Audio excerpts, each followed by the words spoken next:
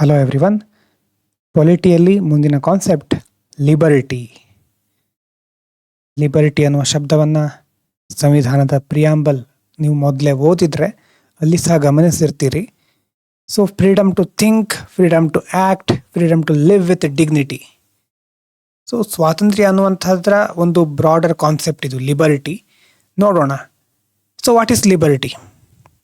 Liberty means the freedom of an individual to think, express, believe, act, and live according to law without unnecessary interference by others or the state. ಅಂದರೆ ನಮಗೆ ಬೇಕಾದ ರೀತಿ ನಾವು ಯೋಚಿಸಬೇಕು ಅಥವಾ ಯೋಚಿಸಲಿಕ್ಕೆ ಅವಕಾಶ ಇದೆ. ಎಕ್ಸ್ಪ್ರೆಸ್ ಮಾಡಲಿಕ್ಕೆ ಅಭಿವ್ಯಕ್ತಿ ಸ್ವಾತಂತ್ರ್ಯ ಅಂತ ಏನು ಕರಿತೇವೆ. ಮತ್ತು ನಮಗೆ ಬೇಕಾದ ನಂಬಿಕೆಗಳನ್ನು ನಾವು ಹೊಂದಲಿಕ್ಕೆ, ನಮಗೆ ಬೇಕಾದ ರೀತಿ ನಾವು ಆ್ಯಕ್ಟ್ ಮಾಡಲಿಕ್ಕೆ, ಮತ್ತು ಕಾನೂನಿನ ಪ್ರಕಾರ ಬದುಕಬೇಕು ಅಲ್ವಾ. ನಮ್ಮ ಮನಸ್ಸಿಗೆ ಬಂದಿದೆ ಅಂತ ಹೇಗೇಗೋ ಬದುಕಲಿಕ್ಕೆ ಆಗೋದಿಲ್ಲ. Live according to law without unnecessary interference by others or the state. ಕಾನೂನಿನ ಪ್ರಕಾರ ಬದುಕ್ತಾ ಇದ್ದರೂ ಮಿಡ್ಲಲ್ಲಿ ಬೇರೆ ಯಾರೋ ಬಂದು, ಸರ್ಕಾರ ಇರಬಹುದು, ಬೇರೆ ವ್ಯಕ್ತಿಗಳಿರಬಹುದು, ಬಂದು ನಮಗೆ ಯಾವುದೇ ರೀತಿ ತೊಂದರೆಯನ್ನು ಕೊಡಬಾರ್ದು. ಈ ರೀತಿ ಯಾವುದೇ ತೊಂದರೆ ಇಲ್ಲದೆ ಸ್ವತಂತ್ರವಾಗಿ ಬದುಕಲಿಕ್ಕೆ, ಯೋಚಿಸಲಿಕ್ಕೆ, ಅದೇ ರೀತಿ ನಮಗೆ ಬೇಕಾದ ನಂಬಿಕೆಯನ್ನು ನಾವು ಹೊಂದಲಿಕ್ಕೆ ಅವಕಾಶ ಇದೆ ಅಂತಂದರೆ ಅದಕ್ಕೆ ಲಿಬರ್ಟಿ ಅಂತ ಹೇಳ್ಬೋದು. ಲಿಬರ್ಟಿ ಕಾನ್ಸೆಪ್ಟ್ ಬಗ್ಗೆ ನಾನು ಎಸ್ಸೆಯಲ್ಲಿ ಇನ್ನೂ ಸ್ವಲ್ಪ ಡೀಟೇಲ್ ಆಗಿ ಅದರ ಬಗ್ಗೆ ಮಾತಾಡಬೇಕು. ಎಸ್ಸೆ ಸಪ್ರೇಟಾಗಿ ನೋಡೋಣ. ಯಾಕಂದರೆ ಲಿಬರ್ಟಿ ಮೇಲೆ ಕ್ವಶನ್ಗಳು ಬಂದಾಗ ಅಲ್ಲಿ ಡೀಟೇಲ್ ಆಗಿ ಡಿಸ್ಕಸ್ ಮಾಡೋಣ. ಅದು ಪೊಲಿಟಿ ಮತ್ತು ಎಸ್ಸೆ ಎರಡೂ ಕಡೆ ಕನೆಕ್ಟ್ ಆಗುತ್ತೆ. ಆ ಕಾನ್ಸೆಪ್ಟನ್ನು ಇನ್ನೂ ನಾವು ಬೇರೆ ಬೇರೆ ಡೈಮೆನ್ಷನಿಂದ ನೋಡಬೇಕು. ಇಲ್ಲಿ ಜಸ್ಟ್ ಆ ಕಾನ್ಸೆಪ್ಟಿನ ಡೆಫಿನೇಷನನ್ನು ಹೇಳ್ತೇನೆ ನಾನು ಅಷ್ಟೇ. ರಿಯಲ್ ಲೈಫ್ ಎಕ್ಸಾಂಪಲ್ ನೋಡಿ. You can choose your career, speak your opinion, follow your religion, start a business and move freely as long as it does not harm others or break the law. ನಿಮಗೆ ಬೇಕಾಗಿರೋ ಉದ್ಯೋಗವನ್ನು ಆಯ್ಕೆ ಮಾಡ್ಕೊಳ್ಳೋದಿರಬಹುದು, ಅಥವಾ ನಿಮಗೆ ಯಾವುದಿಷ್ಟನೋ ಆ ಧರ್ಮವನ್ನು ಪಾಲಿಸೋದು, ನೀವೇ ಒಂದು ಬಿಸ್ನೆಸ್ಸನ್ನು ಸ್ಟಾರ್ಟ್ ಮಾಡೋದು, ಅಥವಾ ದೇಶಾದ್ಯಂತ ಸಂಚರಿಸೋದು, ಆಕ್ಯುಪೇಷನ್ ನಾವು ಚೂಸ್ ಮಾಡೋದು, ಇದೆಲ್ಲ ನಮ್ಮ ಲಿಬರ್ಟಿ ಅಡಿಯಲ್ಲೇ ಬರುತ್ತೆ. ಆದರೆ ಎಲ್ಲಿ ತನಕ ಅಂತಂದರೆ as long as it does not harm others or break the law. ಸ್ವಾತಂತ್ರ್ಯ ಇದೆ ಅಂತ ಕಾನೂನನ್ನು ಕೈಗೆತ್ಕೊಳ್ಳೋದಲ್ಲ. ಕಾನೂನಿನ ಅಡಿಯಲ್ಲೇ ನಾವು ವರ್ತಿಸಬೇಕು. ಬೇರೆಯವರಿಗೆ ತೊಂದರೆ ಕೊಡಬಾರ್ದು, ಬೇರೆಯವರಿಗೆ ಇದರಿಂದ ಹಾರ್ಮ್ ಇರಬಾರ್ದು. ಮತ್ತು ವೈ ಡಸ್ ಲಿಬರ್ಟಿ ಎಕ್ಸಿಸ್ಟ್? ಹಾಗಾದರೆ ಲಿಬರ್ಟಿ ಅನ್ನುವಂಥ ಕಾನ್ಸೆಪ್ಟ್ ಯಾಕಿದೆ? ಯಾಕಂದರೆ ಇದರಿಂದ it helps individuals develop their personality and potential. ನಮಗೆ ಸ್ವಾತಂತ್ರ್ಯ ಇರೋದ್ರಿಂದಾನೇ ನಮಗೆ ಬೇಕಾದನ್ನು ನಾವು ಕಲಿಬಹುದು, ನಮ್ಮ ಚಿಂತನೆ, ನಮ್ಮ ವಿಚಾರಗಳನ್ನು ಹಂಚಿಕೊಳ್ಬಹುದು ಅಲ್ವಾ. ಅದರ ಮೂಲಕ ನಮ್ಮ ವ್ಯಕ್ತಿತ್ವ ನಿರ್ಮಾಣ ಆಗ್ತಾ ಇದೆ, ನಮ್ಮ ಸಾಮರ್ಥ್ಯ ವೃದ್ಧಿಸ್ತಾ ಇದೆ. ಮತ್ತು ಲಿಬರ್ಟಿ ಇರೋದ್ರಿಂದ ಕ್ರಿಯೇಟಿವಿಟಿಗೆ ಎನ್ಕರೇಜ್ಮೆಂಟ್ ಸಿಗುತ್ತೆ, ಇನೋವೇಷನ್, ಪ್ರೋಗ್ರೆಸ್ ಇದೆಲ್ಲದಕ್ಕೂ ಒಂದು ದಾರಿ ನಮಗೆ ಸಿಗ್ತಾ ಹೋಗುತ್ತೆ. ಇನ್ನು ಇದರಿಂದ dignity, self respect, equal status for every citizen ಇದೆಲ್ಲವನ್ನು ನಾವು ಎನ್ಶೋರ್ ಮಾಡಬಹುದು. ಅದರ ಜೊತೆ it prevents abuse of power by the state R any individual. ಹೇಗೆ ನಮ್ಮ ಕೃತ್ಯಗಳು ಬೇರೆಯವರಿಗೆ ತೊಂದರೆ ಆಗಬಾರ್ದು, ಅದೇ ರೀತಿ ಬೇರೆಯವರಿಗೂ ಲಿಬರ್ಟಿ ಇದೆ ಅಂತ ಅವ್ರೇನೇನೋ ಮಾಡಬಾರ್ದು ಅಲ್ವಾ. ಬೇರೆ ಯಾರೋ ಬಂದು ನಮ್ಮ ಮೇಲೆ ಅಬ್ಯೂಸ್ ಮಾಡ್ಬೋದು ಅಂತ ಅಂದ್ಕೊಂಡ್ರೆ ಅದು ತಪ್ಪು. ಲಿಬರ್ಟಿ ಇದೆ ಅಂತ ಯಾರು ಬಂದು ಅಬ್ಯೂಸ್ ಮಾಡಲಿಕ್ಕೆ ಅವಕಾಶ ಇಲ್ಲ. Prevents abuse of power.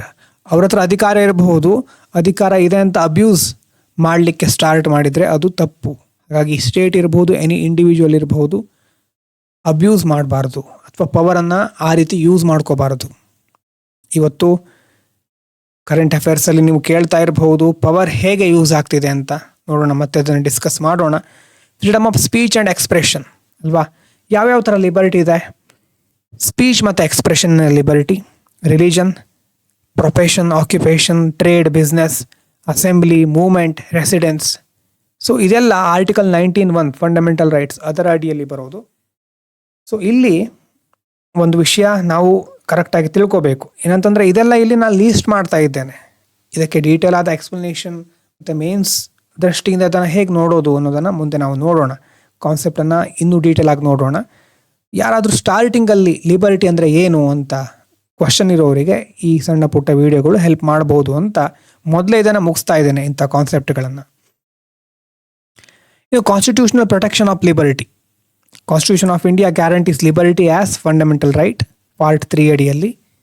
ಅದರ ಜೊತೆ these rights protect citizens from arbitrary actions of the state and ensure a life of freedom with responsibility.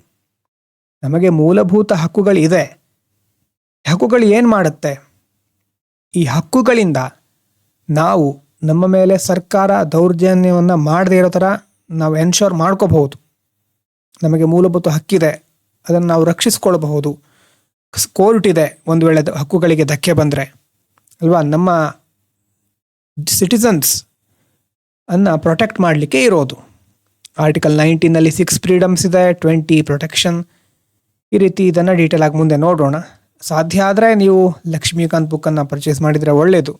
ಮುಂದಿನ ಕೆಲವು ದಿನಗಳಲ್ಲಿ ನಾವು ಇಂಪಾರ್ಟೆಂಟ್ ಕಾನ್ಸೆಪ್ಟ್ ಪ್ರಿಲಿಮ್ಸು ಮೇನ್ಸ್ ಎಲ್ಲ ಸ್ಟಾರ್ಟ್ ಮಾಡಿದ್ಮೇಲೆ ಅವಾಗ ಇಂಥ ಚಿಕ್ಕ ಪುಟ್ಟ ಟಾಪಿಕ್ಗಳು ಇರೋದಿಲ್ಲ, ಜಾಸ್ತಿ ನಾವು ಹೆಚ್ಚು ಕಾನ್ಸೆಪ್ಚುವಲ್ ಆಗಲ್ಲಿ ನೋಡ್ತಾ ಹೋಗ್ತೇವೆ.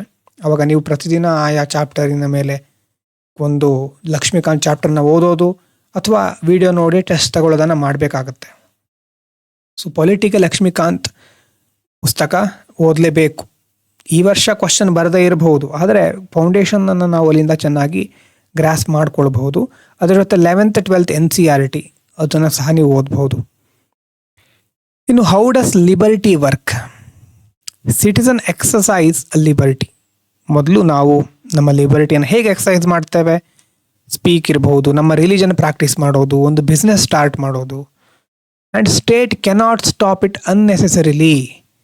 ಅನ್ನೆಸೆಸರಿಯಾಗಿ ಏನೂ ಕಾರಣ ಇಲ್ಲದೆ ಸರ್ಕಾರ ಅದನ್ನು ಸ್ಟಾಪ್ ಮಾಡಲಿಕ್ಕಾಗೋದಿಲ್ಲ, ಮಾಡಬಾರ್ದು. If state puts any restriction it must be, ಒಂದು ವೇಳೆ ಸರ್ಕಾರ ಏನಾದರೂ ರೆಸ್ಟ್ರಿಕ್ಷನ್ಸ್ ಹಾಕ್ತಾ ಇದೆ ಅಂತಂದರೆ it must be based on law, ಕಾನೂನಿನ ಪ್ರಕಾರನೇ ಇರಬೇಕು.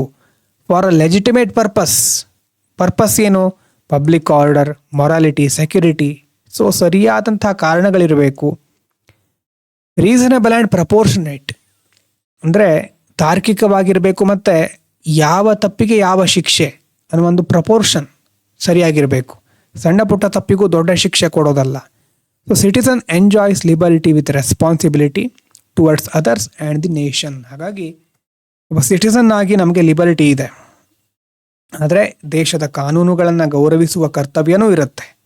ದೇಶಕ್ಕೆ ಸಂಬಂಧಪಟ್ಟ ಹಾಗೆ ಮತ್ತು ನಮ್ಮ ವೈಯಕ್ತಿಕ ಹಂತದಲ್ಲೂ ಸಹ ನಾವು ಲಿಬರ್ಟಿಯನ್ನು, ನಾವು ಆ ಒಂದು ಸ್ವಾತಂತ್ರ್ಯವನ್ನು ಪಡ್ಕೊಂಡಿದ್ದೇವೆ. ಸರಿಯಾದ ರೀತಿಯಲ್ಲಿ ಅದನ್ನು ಉಪಯೋಗಿಸ್ಕೊಳ್ಳೋದು, ಜವಾಬ್ದಾರಿಯಿಂದ ನಿರ್ವಹಿಸೋದು ಬಹಳ ಪ್ರಮುಖವಾಗಿರುತ್ತೆ. ಇನ್ನು ವೈ ಲಿಬರ್ಟಿ ಮ್ಯಾಟರ್ಸ್? ಲಿಬರ್ಟಿಯಿಂದ ಒಂದು ಸ್ಟ್ರಾಂಗ್ ಮತ್ತು ಕಾನ್ಫಿಡೆಂಟ್ ಸೊಸೈಟಿಯನ್ನು ಬಿಲ್ಡ್ ಮಾಡಬಹುದು, ಸರಿಯಾದ ರೀತಿಯಲ್ಲಿ ಲಿಬರ್ಟಿ ಉಪಯೋಗ ಆಗಿದ್ರೆ. ಮತ್ತು ಲಿಬರ್ಟಿ ಇದ್ದರೆ ಮಾತ್ರ ಇನೋವೇಷನ್, ಆಂಟ್ರಪ್ರಿನರ್ಶಿಪ್, ಇಕನಾಮಿ ಗ್ರೋ ಆಗೋದು ಇದೆಲ್ಲ ಸಾಧ್ಯ. ಮತ್ತು ಸೋಷಿಯಲ್ ಹಾರ್ಮನಿ, ಪೀಸ್ಫುಲ್ ಕೋ ಎಕ್ಸಿಸ್ಟೆನ್ಸಿಗೆ ಒಂದು ಪ್ರಮೋಷನ್ ಸಿಗುತ್ತೆ. ಅದೇ ರೀತಿ ಜಸ್ಟ್ ಅಂದರೆ ನ್ಯಾಯಯುತವಾದಂತಹ ಎಲ್ಲರನ್ನ ಒಳಗೊಂಡ ಇನ್ಕ್ಲೂಸಿವ್ ಮತ್ತು ಡೆಮಾಕ್ರೆಟಿಕ್ ನೇಷನನ್ನು ಕ್ರಿಯೇಟ್ ಮಾಡಬಹುದು. ಅದರ ಜೊತೆ it protect citizens from operation and misuse of power. ಯಾರು ಅಧಿಕಾರವನ್ನು ಹೊಂದಿದಾರೋ ಅವರು ತಮ್ಮ ಅಧಿಕಾರವನ್ನು ಮಿಸ್ಯೂಸ್ ಮಾಡಿಕೊಳ್ಳದೆ ಇರೋ ಥರ ಲಿಬರ್ಟಿ ಪ್ರೊಟೆಕ್ಟ್ ಮಾಡುತ್ತೆ. Liberty is not unlimited, your freedom ends where another person's freedom begins. ಅರ್ಥ ಮಾಡ್ಕೋಬೇಕು ನಾವು. ಫ್ರೀಡಮ್ ಜೊತೆ ಯಾವತ್ತೂ ರೆಸ್ಪಾನ್ಸಿಬಿಲಿಟಿ ಬರುತ್ತೆ. Freedom comes with responsibility. Liberty ಅಂದರೆ ಅನ್ಲಿಮಿಟೆಡ್ ಆಗಿ ಏನು ಬೇಕಾದರೂ ಮಾಡಬಹುದು ಅಂತ ಅಲ್ಲ. ಇನ್ನೊಬ್ಬ ವ್ಯಕ್ತಿಯ ಒಂದು ಪರಿಸ್ಥಿತಿಯನ್ನು ನಾವು ನೋಡ್ಕೋಬೇಕಾಗತ್ತೆ. ಇನ್ನು ಬೇರೆ ವ್ಯಕ್ತಿಗೆ, ಸಮಾಜಕ್ಕೆ ಹಾನಿಯಾಗುವಂತಹ ಯಾವುದೇ ಕೆಲಸವನ್ನು ಲಿಬರ್ಟಿ ಮೂಲಕ ಸಮರ್ಥಿಸ್ಕೊಳ್ಳಿಕ್ಕೆ ಆಗೋದಿಲ್ಲ. So liberty is the foundation of a democratic society. It empowers individuals, strengthen the nation and upholds the dignity of every citizen. ಇದು ಗೊತ್ತಿರಲಿ.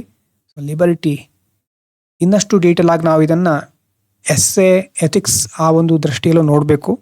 ಅದರ ಬಗ್ಗೆ ಸಪ್ರೇಟ್ ಆದ ವಿಡಿಯೋ ಮುಂದೆ ನಾನು ಮಾಡ್ತೇನೆ. ಆದರೆ ಶಬ್ದದ ಅರ್ಥ, ಕಾನ್ಸೆಪ್ಟು ಗೊತ್ತಾಗಿರಲಿ, ಅದರ ಪರಿಚಯ ಇರಲಿ ಅಂತ ಇಲ್ಲಿ ನಾನು ಹೇಳಿದ್ದೇನೆ. Thank you so much.